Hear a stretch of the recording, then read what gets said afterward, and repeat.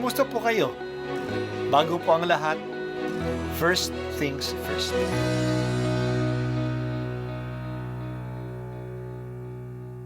Good morning po. Sinisimulan po natin ngayon ang first things first. At dito po, tinatalakay natin sa unang bahagi ng umaga natin ay ang first readings na binabasa po sa banal na misa. Ito pong tinatalakay natin kasi madalas po kasi marami na tayong alam tungkol sa gospel readings. Pero konti po ang nagsasalita sa first readings. Pero ang first readings, bahagi din po yan ng Biblia, ng banal na kasulatan. Kaya susubaybayan po natin ang mga first readings, basahin po natin at kuminsan kailangan ng basahin ng 2 o 3 beses bago maintindihan kasi hindi po tayo sa familiar sa mga istorya at sa mga kaisipan na tinatalakay dito. Ang pagbasa mula sa mga gawa ng mga apostol. Nagkaisa ang damdamit isipan ng lahat ng sumasampalataya at di itinuring ninuman na sarili niya ang kaniyang mga ari-arian, kundi para sa lahat.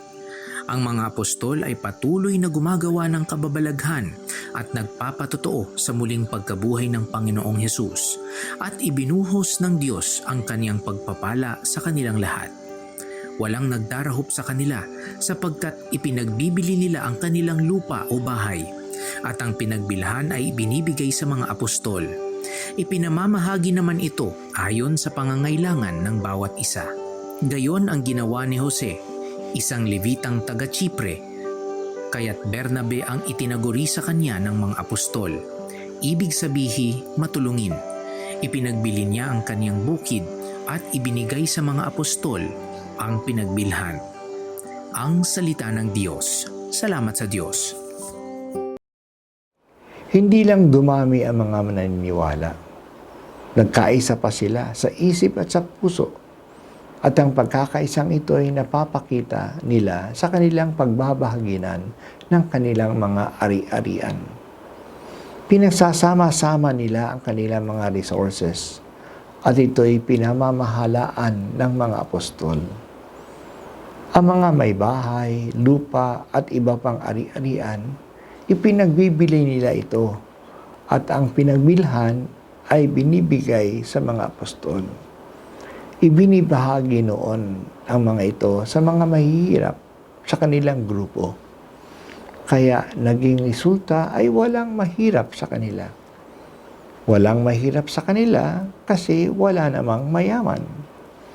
Ang lahat ay nagkakaroon ng sapat na buhay. Walang may kulang kung wala namang may sobra. Dito sa atin sa Pilipinas, ang 9 na pinakamayamang tao ay mas mayaman pa kaysa higit na 55 milyon na mga Pilipino. Kalahati ng populasyon. Ang problema sa Pilipinas at sa buong mundo ay hindi ang kakulangan ng resources, kaya marami ang mga mahirap. Ang problema ay hindi na kulang ang pera o pagkain. Ang problema ay kulang sa pagbabahaginan. Lack of sharing. There is no sharing. Ang isang resulta ng pagbabahaginan ng mga unang Kristiyano ay naging katanggap sa mga tao ang mga pahayag ng mga apostol. Naging katanggap-tanggap ang mensahe hindi dahil sa magaling magsalita o magkumbinsi ang mga apostol. Naging katanggap-tanggap kasi nakikita ng mga tao na totoo ang kanilang mga aral dahil sa pagbabahaginan o pagkakaisa ng mga mananampalataya. Binigay ang example ni Jose na tinatawag na Barnabas. Ipinagbili niya ang kanyang lupa at ang pinagbilhan ay binigay niya sa mga apostol upang ibahagi sa mga mahihirap nilang kasamahan. Madaling magsabi na nagkakaisa tayo sa isip at sa puso. Maaaring magandang damdamin ito, pero nasusubok ang pagkakaisang ito kung nagbabahaginan tayo ng ating kayamanan. Kailangan ang pruebang ito sa ating panahon ngayon na mga materialistic ang mga tao. Masyadong pinahahalagan ngayon ang mga material na bagay. Pero kung sa material na bagay pa lang, hindi na marunong magbahagi at magkaisa, ano pa kaya sa mga espiritual na bagay? Sinabi ni Jesus, kung sa mga mapanlinlang na kayamanan ng mundo, naluloko at nabubulaga na tayo, sino magbibigay sa atin ng tunay na kayamanan? Kaya ang material generosity ay isang magandang palatandaan ng pusong bukas sa iba. Maraming pangangailangan ng maraming tao ay matutugunan kung tayo ay nagbabahaginan lang.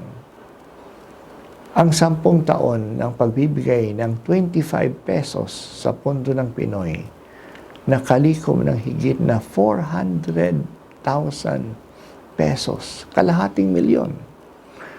Marami ang nakapag-aral, napaggamot, nabigyan ng bahay. Iba talaga ang nabibigay ng pagtutulungan. Handa ba tayong magbigay mula sa pera natin? Magkano ang ibinibigay natin?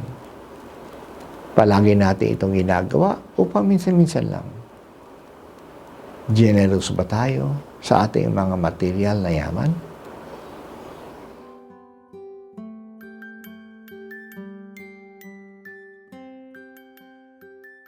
At ako po ay si Bishop Broderick Pabilio dito sa First Things First.